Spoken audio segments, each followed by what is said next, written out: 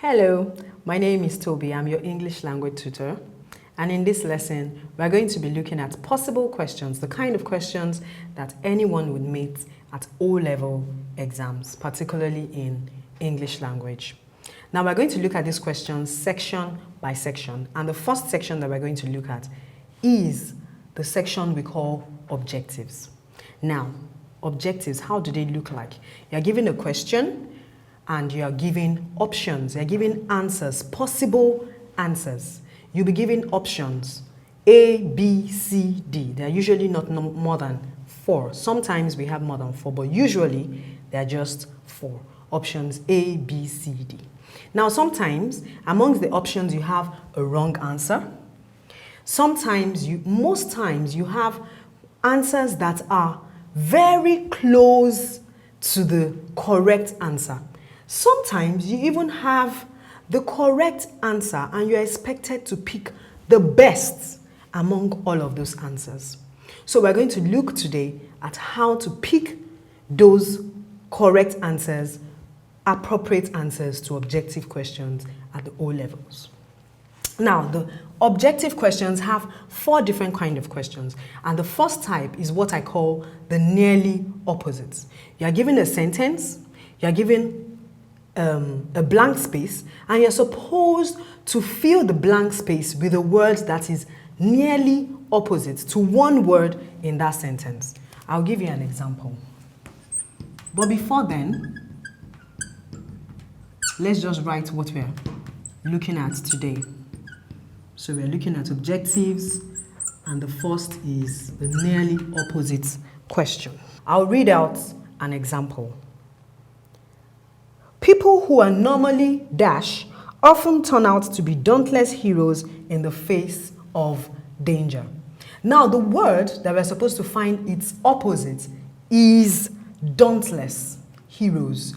Dauntless heroes. People who are strong, they're courageous.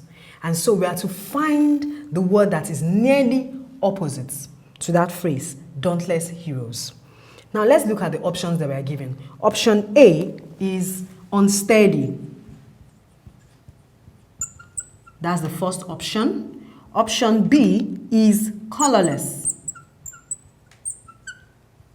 Option C is cowardly. And option D is bashful. Now, amongst these 4 options, we have the correct answer. We have the word that is nearly opposite to dauntless hero. Unsteady. Unsteady means something that is shaking, something that is not consistent, something that is not still. That cannot possibly be the nearly opposite of the phrase dauntless heroes. It cannot possibly be the nearly opposite of a word that means for someone to be strong and courageous. Colorless. Colorless means something that is not bright, something that is not interesting, it's just dull, it's boring. We have cowardly. Cowardly is the correct answer. And then we have bashful. What does bashful mean? Bashful means to be shy. Now, what does cowardly mean? Cowardly means a person that backs out of things easily. A person that cannot face hard and difficult situations. That is a cowardly person. Now, let us put that word in the sentence and see if it fits in. People who are normally cowardly often turn out to be dauntless heroes in the face of danger. That's the first example of nearly opposite. Let's look at another example. Words spoken in the heat of an argument could offend rather than dash. Words spoken in the heat of an argument could offend rather than dash. What are our options? The first option is A, pacify.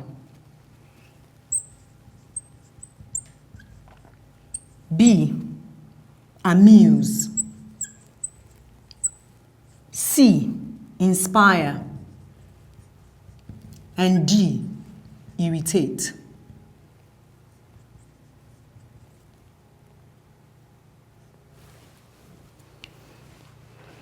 And so we say words spoken in the heat of an argument could offend rather than dash. The word that we're looking for, its nearly opposite word, is offend. Now, what does it mean to offend? When you make somebody angry with you, the person, that's the meaning of the word offend. When you annoy somebody, when someone is angry with you. So what word will be nearly opposite the word annoy or offend? Let's look at our options. Pacify, amuse. Amuse means to entertain somebody, to make somebody happy. Inspire. Inspire means to motivate somebody, to encourage somebody, to make somebody have new ideas. Irritate. Irritate means to make somebody uncomfortable. The person just doesn't want you around him. That's the meaning of the word irritate. Now let's go back to the first option. The first option is pacify, meaning to bring peace, meaning to make somebody happy, to make someone that is angry to stop being angry. That's the meaning of the word pacify, and that is the correct answer. Now, pacify is the word that is nearly opposite offend.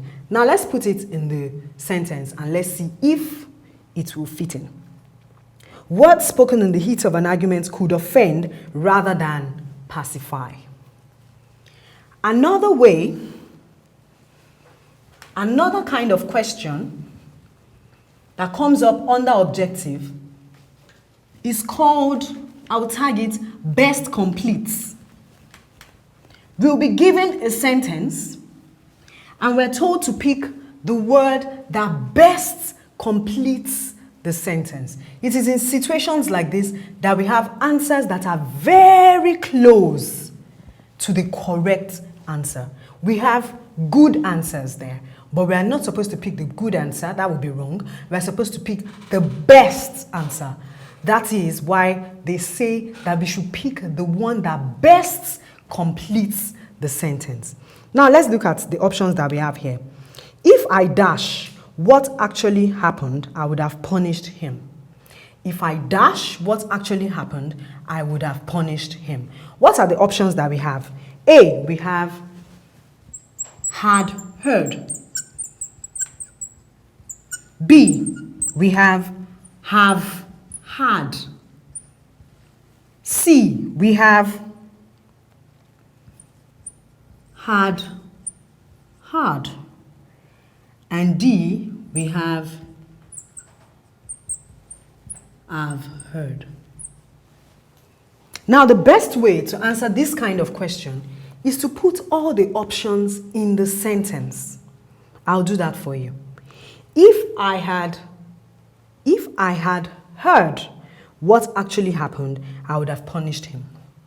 If I have had what actually happened, I would have punished him. I've had means if I had taken.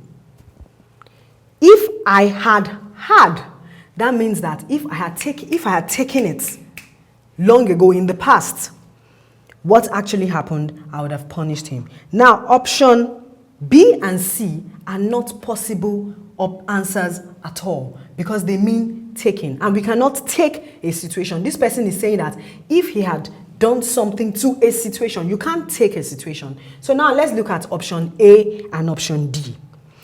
Option A says, if I had heard with my ear, if I had heard what actually happened, I would have punished him. Option D says, if I have heard what actually happened, I would have punished him. Now, the best answer there is A. If I had heard. That means that if I had heard, it's past tense. If this person had heard with his ear in the past what actually happened, he would have punished him. How do we know that instead of speaking have heard, not had? How do we know that had heard is the answer? We know that had heard is the answer because we have another word there that shows us that this person is talking about a situation in the past. And so, the answer should also be in the past. If I had heard what actually happened, I would have punished him. Now, in this particular question, we are being tested for our tense in verbs, where we have present, where we have past, present, and future tense. That's what we are being tested for, tense in verb. Let's look at another options under best completes. She does not remember ever dash a tiger. She does not remember ever dash a tiger. Let's look at our options. The first option is to see. The second option is to have seen. The third option is seen. And the fourth option is having to see. Now let's look at those options. She does not remember having dash a tiger. All of the options here show us that the answer has to do with seeing with our eyes. She does not remember ever dash a tiger. The first option is she does not remember ever to see a tiger. That's not correct in that context. She does not remember ever to have seen a tiger. That is not correct in that context. She does not remember ever seeing a tiger. She does not remember having to see a tiger. The correct answer there is seen. Anytime we have ever being used like that, she does not remember ever seeing. What the kind of verb we use usually has ing, like that option that we have there, seen. She does not remember ever seeing a tiger. Now we move on to the next kind of question that we will find in the objective. And the next kind of question, they are called possible interpretations. Possible interpretations.